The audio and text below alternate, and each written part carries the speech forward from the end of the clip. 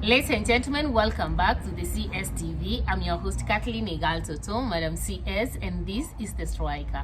Stay tuned and have it raw and real. The Striker today, we're going to look at why ODM is disassociating itself, all actually dumping Kenya Kwanza and President Ruto. In the recent past, I have observed a disassociation trend in ODM actually, and words from the political class and the political elite is actually revealing a disassociation between ODM and President Ruto. And you realize that actually when the Kenya Kwanza formed the Grand Coalition, the broad-based government, we saw the likes of Junet Mohammed, the likes of Hassan Joho, actually even protecting and defending President Ruto, reprimanding Kenyans when they were talking bad about President Ruto. But recently, that one has stopped. Now that one, we have left it in the hands of the likes of Oscar Sudi and Kipchumba Murkomen. And recently, we have not seen actually the president being accompanied by the ODM brigade, the way they have been doing in the recent past, to his political rallies. For example, we had a 3 days tour of the North Lift. The only ODM person I saw there, I think, it's the CS, and who went there actually in the capacity of his position. And one could wonder what is happening and why is ODM actually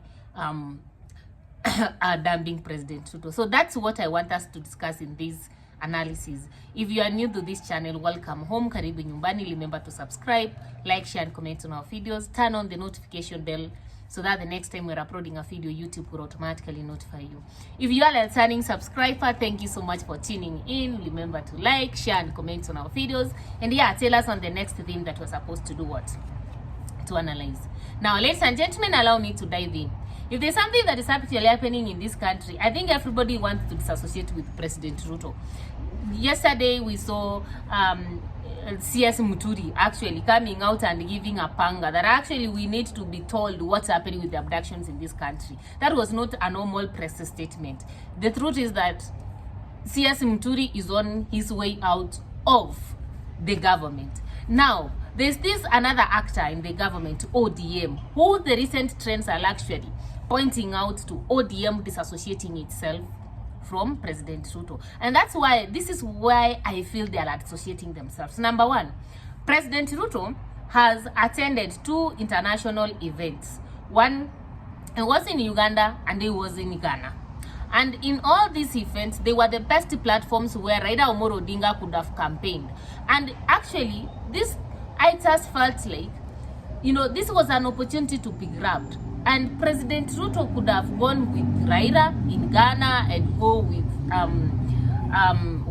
Raila in Uganda, and then give him a platform to meet these heads of states one-on-one to have this conversation. Unfortunately, I did not see that one happen. So it tells me something. There is something that is cooking behind the political curtains. And the only thing that we can be able to see is the political behavior. Well, we may not be so sure actually what it is. The reality is that the political behavior between those two, the fact that Ruto couldn't imagine of going with Raila and to Ghana or to Uganda, tells us a lot. And from where I stand, it tells me something. Either Raila did not want to go with him, or they are not in so much terms. One of them must have preached the agreement they had for this particular race. Number two, President Ruto was in the North Lift. And ever since they formed the broad-based government, we have been seeing ODM, members of parliament and ODM leaders, elected leaders, following President Ruto to his rallies and drumming up for him. We even saw in the Mashishi, that is the funerals, they could be there. The likes of Karuma saying that actually Ruto is the right person, Ruto is good, etc. But President Ruto had a 3 days tour in North Lift. And I think the only person I saw there was Opio and I there, and nobody else. And this raises a question. Why the sudden stop of, or why the certain non-accompaniment of the president by the ODM brigadier? There could be a probability that actually ODM, they have been given a message that stop the hula balloons of following the president everywhere. We need to rebrand ourselves. We need to identify ourselves who we are. We are not the government. We are still ODM. So that's another thing, or another indicator that actually ODM is dumping President Ruto. Number 3, Sifuna made a declaration. You know, there's this morning show in Citizen TV where politicians come talk about politics, etc. And Sifuna made a declaration. And this declaration was simple. Number 1, ODM must maintain its identity as ODM, a political party, not ODM UDA.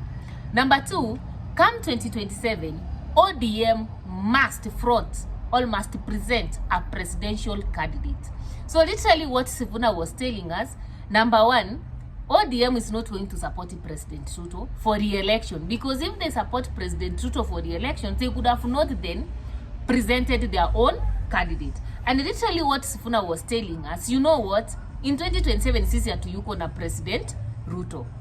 And now this could explain the statement by Sifuna saying that ODM must maintain its identity, could explain why we have seen less of accompaniment of the president by the ODM brigadier. They don't want to look like they are the ones in the government. They are retreating back, because after all, the government is not theirs. So they are trying to maintain the identity. And there's also something that Sifuna said during that morning show, that actually ODM must stand for what it is known for, its values. We have always known ODM being in the opposition. So literally, ODM is supposed to be now to be that political party that is supposed to close check and ensure checks and balances on the UDA political party, that is the ruling party.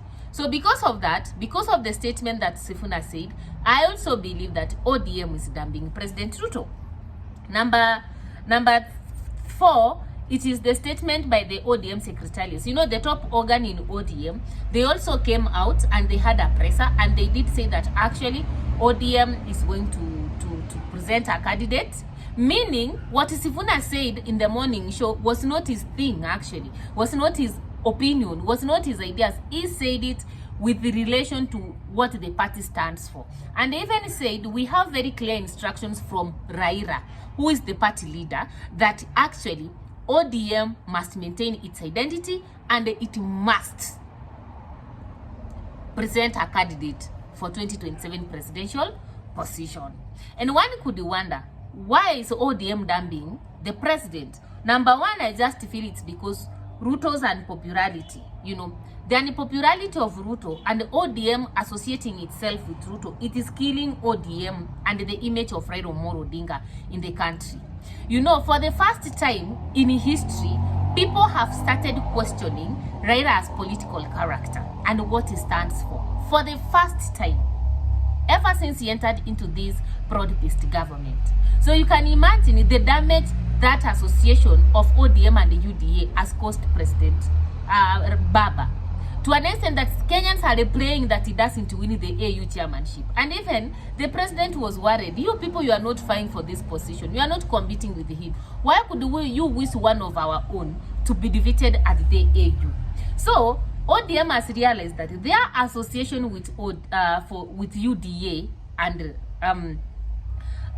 Ruto is actually killing the image of ODM and the image of Baba. And if Baba has to stand for the presidential position in 2027, this association is likely to haunt him. And because of that, he has to start cleaning the house right now. Number 2, it has to do with Baba is rethinking post-February AUC chairmanship election. You know, after the AUC, if Papa wins, of course he will go to AU. He will serve maybe for 7 years. And he wants to ensure that his political party does not die, because that is his legacy. And there are benefits people get from such legacies, you know, having such a wonderful political party that is celebrating 20 years since its formation. So Baba does not want ODM to lose direction or ODM to be swallowed, just like Musalia Mudavadi's political party ANC has been swallowed by UDA. You understand? Number 2, if Baba loses, he will have somewhere to bounce back to.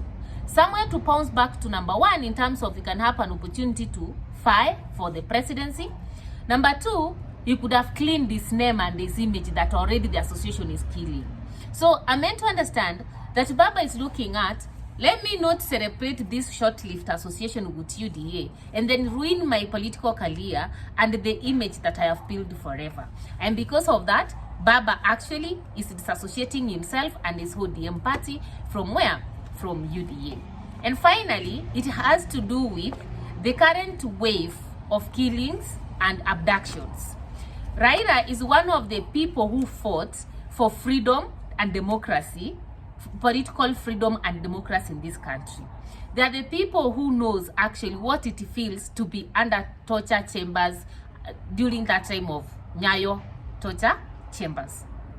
So when we see abductions that the likes of their presidents like Kimani Ichung'wah, Oscar Sudi, etc., are actually supporting, Baba has to retreat back, because people could be asking, you fought for this, you have gone through it, and you understand it. Why are you associating yourself with people who are taking us back to nowadays?